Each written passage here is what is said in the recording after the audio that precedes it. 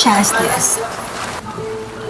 Life without God under the sun is a life of meaninglessness and despair, according to the teacher of a strikingly modern book.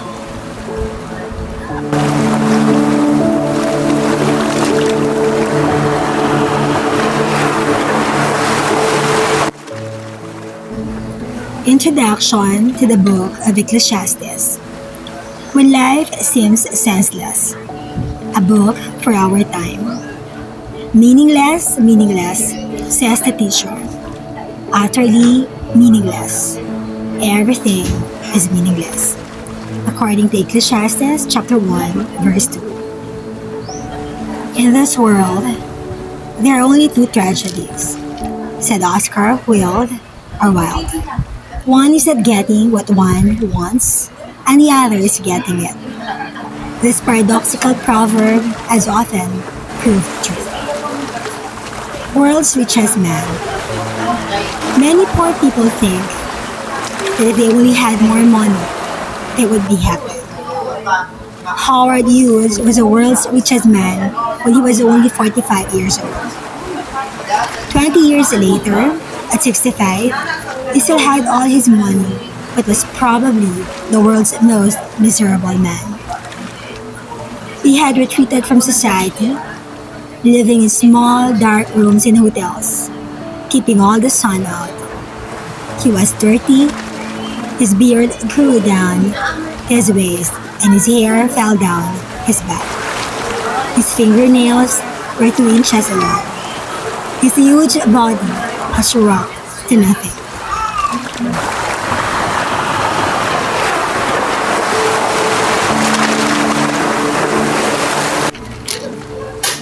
A rich king. There once was another very, very rich man who found that riches did not satisfy. His name was Solomon. He wrote a book about it called Ecclesiastes. This rich king had tasted just about everything life could offer. Wealth, no one could exceed him in luxury, according to chapter 2, verses 4 to 9. Wisdom, the whole world knew how wise he was, according to chapter 1, verses 13 to 18. Fame, he was king, the most famous man of his time, according to chapter 1, verse 12. Systematically, he sampled all of life's pleasures and powers, yet all ultimately disappointed him. All proved meaningless. So what is the point of life, you ask? You work hard, and someone else gets all the credit. You struggle to be good, and evil people take advantage of you. You accumulate money, it just goes to spoil children. You seek pleasure, and it turns sour on you. And everyone, rich or poor, good or evil, meets the same end. We all die.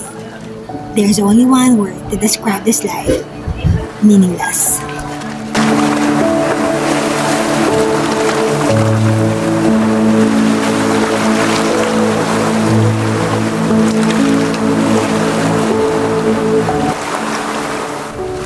Life under the sun. Ecclesiastes strikes a responsive chord in our age. No century has seen such progress, and yet such despair. What is the purpose of life anyway? Is there any ultimate meaning? Is that all there is? Asked one songwriter after listing life's pleasures. A key phrase in this book, to quote Under the Sun, describes the world lived on one level, apart from God and without any belief in the afterlife. If you live on that level, then you will conclude that life is meaningless. Ecclesiastes gives some words of hope, including the final summary. Fear God and keep His commandments, for this is the whole duty of man, according to Ecclesiastes chapter 12, verse 13. There's a positive message, the lesson of Ecclesiastes. But such positive words are almost overwhelmed by the author's powerful negative example.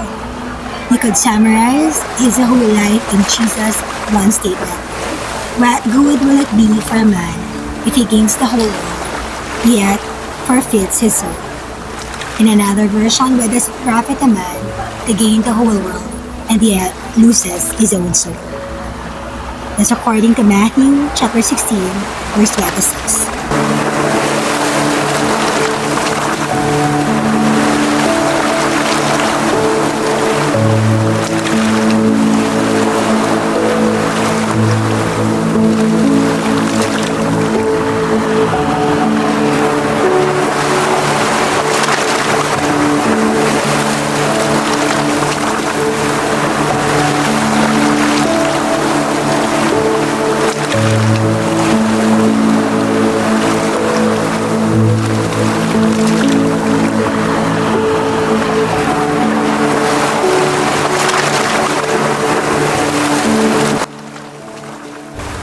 How to read the book of Ecclesiastes.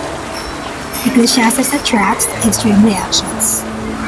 For several hundred years, Jewish scholars fiercely debated whether the book should even be included in the Old Testament. Yet novelist Thomas Wolfe said of it, Ecclesiastes is the greatest single piece of writing I have ever known, and the wisdom expressed in it the most lasting and profound. Because of the book's unique nature, it is important to keep certain principles in mind while reading it. Consider Ecclesiastes as a whole. The teacher was exploring various philosophies of life. During his search, he tried different approaches, including hedonism or the unrestrained pursuit of pleasure. The book honestly records the author's search without endorsing it. At times, the author concludes with despairing statements that directly contradicts the other parts of the Bible. For example, the recurring phrase, everything is meaningless. Read such individual statements in their context. Just as the book of Job contains arguments that God directly refuted later, so Ecclesiastes contains many isolated statements that contradict its final conclusion. Ecclesiastes performs two very valuable functions.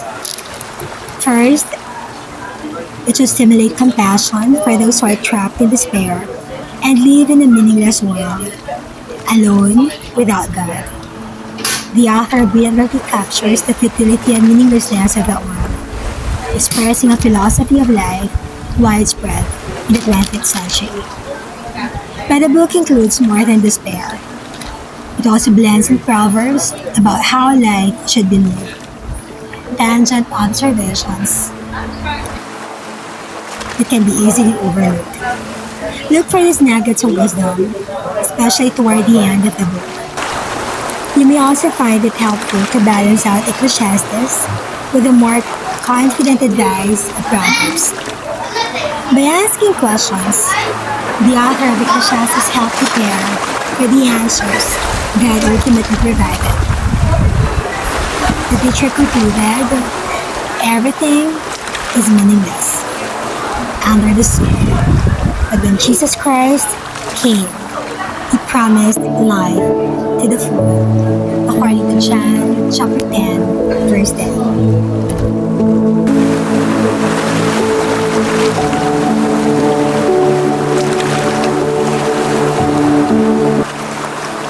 Plans for reading the book of Ecclesiastes. For Plan 1, an overview of Ecclesiastes in one day. So, read the introduction to Ecclesiastes as a quick plan, and then proceed to chapter 2, perhaps the most enduring portion of the book's plot. For Plan 2, all of Ecclesiastes in 12 days. One chapter a day from chapter 1 to chapter 12. Alright?